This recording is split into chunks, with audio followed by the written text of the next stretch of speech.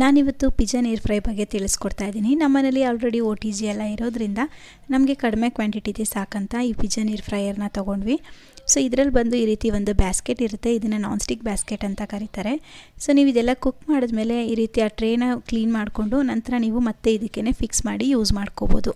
ಇದ್ರ ಜೊತೆಗೆ ಒಂದು ಸಿಲಿಕಾನ್ ಟ್ರೇ ಬರುತ್ತೆ, ಅದನ್ನು ಸಹ ತೊಗೊಂಡಿದ್ದೆ. ಈ ಟ್ರೇಲಿ ನಾವು ಕುಕ್ ಮಾಡೋದ್ರಿಂದ ಒಳಗಡೆ ಬ್ಯಾಸ್ಕೆಟ್ ಗಲೀಜಾಗೋದಾಗಲಿ ಅಥವಾ ಆಯಿಲ್ ಆಗೋದಾಗಲಿ ಆಗೋದಿಲ್ಲ.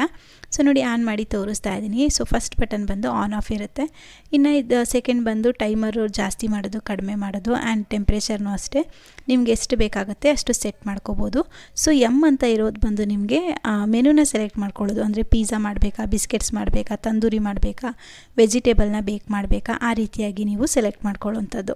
ನೀವು ಯಾವ ಪ್ರೋಗ್ರಾಮ್ನ ಸೆಲೆಕ್ಟ್ ಮಾಡ್ತೀರಾ ಆ ಪ್ರೋಗ್ರಾಮ್ ತಕ್ಕ ಹಾಗೆ ಇದು ಟೈಮರ್ ಆಗಿರ್ಬೋದು ಅಥವಾ ಟೆಂಪ್ರೇಚರ್ ಆಗಿರ್ಬೋದು ಅದನ್ನು ಸೆಲೆಕ್ಟ್ ಮಾಡ್ಕೊಂಡ್ಬಿಡುತ್ತೆ. ಇದರ ಬೆಲೆ 2900 ರೂಪಾಯಿ.